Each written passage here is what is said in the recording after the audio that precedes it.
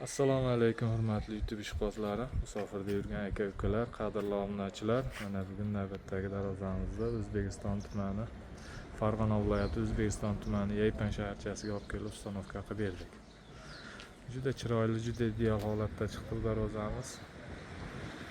Eniga 3,5 metr, bo'yiga 385 bitgan darvozamiz. Darvozamiz kraskadan oldingi holatini ham kanalimizga o'sha video qilib yuklagandik. Kraskadan oldingi holatlarini ko'rsatib, kraskalarni sepib joyiga olib kelib, mana chiroyli qilib ustanovka qilib berdik. Hurmatli aka-ukalar, kanalimizga yangi bo'lsalaring, obuna bo'lishni unutmanglar. Obuna bo'lib, like tugmachasini bosib qo'ysalaring, keyingi videolarimizda xudo xohlasa bemalol ko'rasizlar. Kimga shunday darvozalar kerak bo'lsa, ekranimiz pastki qismiga nomerimizni qo'yib qo'yamiz. Bemalol murojaat qilaverasizlar. O'zbekiston bo'ylab dostavka, ustanovka mavjud. Darvozamizda materiallari bilan tanishtirib o'tsak, stoykalari 8 ga 8 profil bo'ldi. 2 lik stenada, ichidagi profillari esa 6 ga 4, 1,5 lik stenada bo'ldi.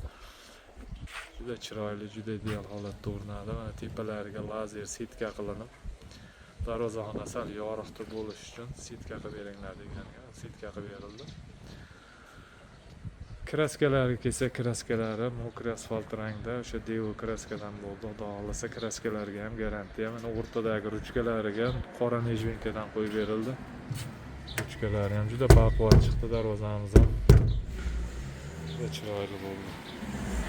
Darvozamiz orqa holatlarini ko'rsatsa, zamoglari har doim o'rnatilgan o'sha rossiyskiy zubur zamogdan qo'yildi.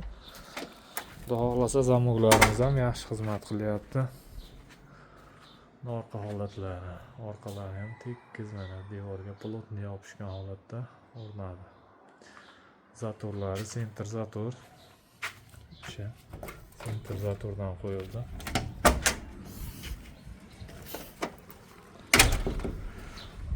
Hurmatli aka-ukalar, bemalol murojaat qilaverasizlar. Ekranimiz pastki qismiga nomerimizni qo'yib qo'yganmiz. Bemalol murojaat qilaverasizlar. O'zbekiston bo'ylab dostavka, ustanovka mavjud. Kanalimizni doim kuzatib boringlar. Xudo xohlasa keyingi videolarimizni ham chiroyli qilib qo'yib borishga harakat qilamiz. Doim sog' bo'linglar, salomat bo'linglar.